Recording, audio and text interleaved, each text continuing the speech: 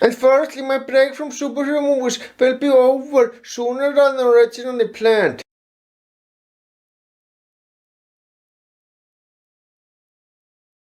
Originally, my break from superhero movies was supposed to be over in July.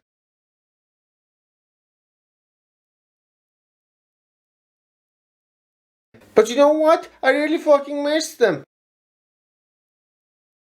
So my break will be over in April. More than that, in a video I will be making in the beginning of April. If by any chance that video is already out by the time this video is uploaded, a link to it is in the video description below.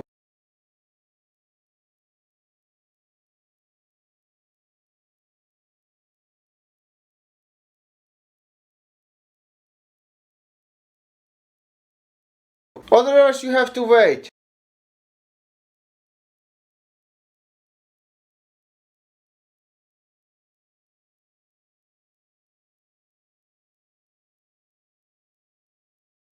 Anyway, today I will be doing a spoiler movie review of my favorite movie of 2018. In fact, he thinks that there is a possibility that she still might be alive.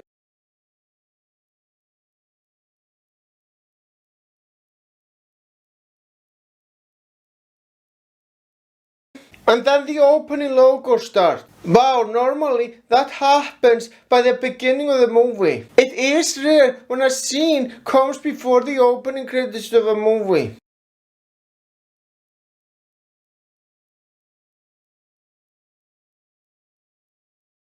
I have to say though, the fact that there are scenes before the opening credits is pretty fucking awesome actually. I eat fear for breakfast. That's interesting. I think I've heard that line before, but I can't put my finger on where exactly.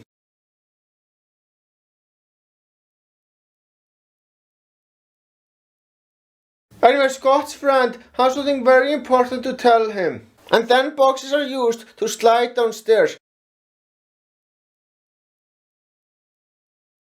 The FBI come visit him. And then Scott has a weird dream. And after he wakes up, he calls Hank. That wasn't exactly a good idea.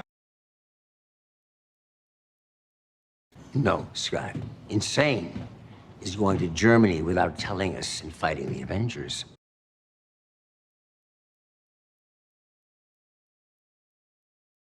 Just tell me you weren't lying about the suit you took. Tell me you really destroyed it. I did. I destroyed it, I swear. I can't believe you destroyed my suit. I mean, that was my life's work. What was I supposed to do? You were supposed to not take my suit! Wow, he sure looks angry, but I can't blame him. That suit really meant a lot to him.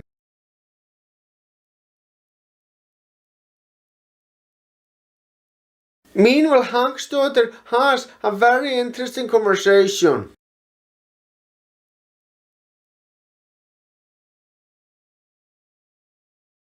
Campus police says they ID'd both Pym and Van Dyne. I don't know what to tell you, Agent. I haven't talked to Hank in 30 years.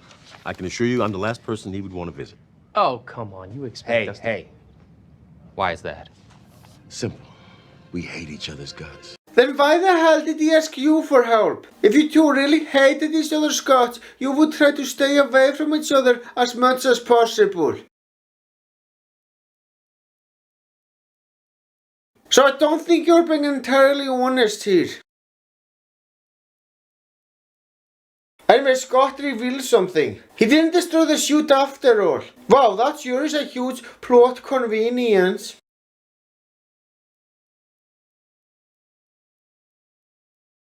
As it turns out, the suit was hidden inside that trophy. And Foster did everything in his power to help her out. And that's exactly the reason why he needed the fucking lab. So yeah, even though he is a villain in this movie, he still has good intentions. Now, Usman is a master at extracting information from the unwilling through psychoactive means. Oh, is that truth serum? There's no such thing as truth serum. That's just nonsense from TV. Well, what is it then? It's a little concoction that he's been perfecting since his days with the SIS. It makes you suggestible and highly responsive. Well, dude, that's truth serum. No, it's not. No fencing, but they sound like true serum to me. Right? It's not a truth serum.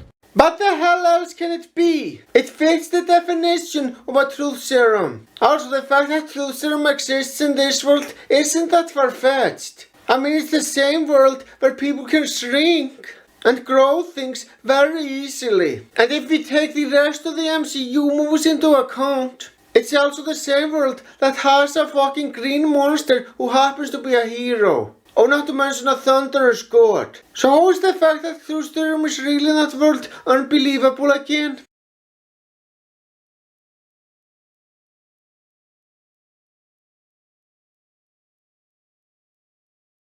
Now Ghost wants to threaten Scott's daughter, but Foster doesn't approve of it at all. Which means he can't be that bad.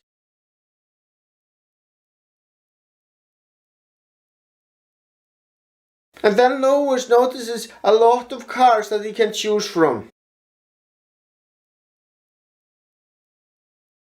You know, I would fucking love to have a huge car collection like that. And I would fucking love to be able to shrink and grow my cars at any time.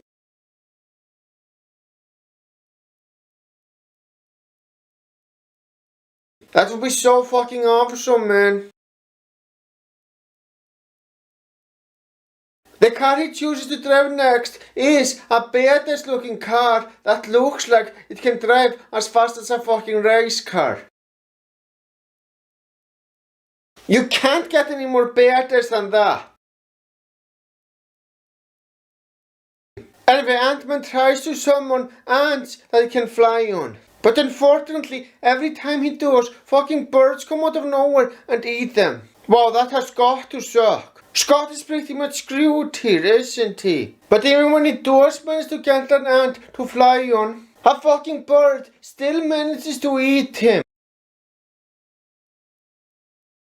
Meanwhile, in the quantum realm, Hank gets a flashback to his past.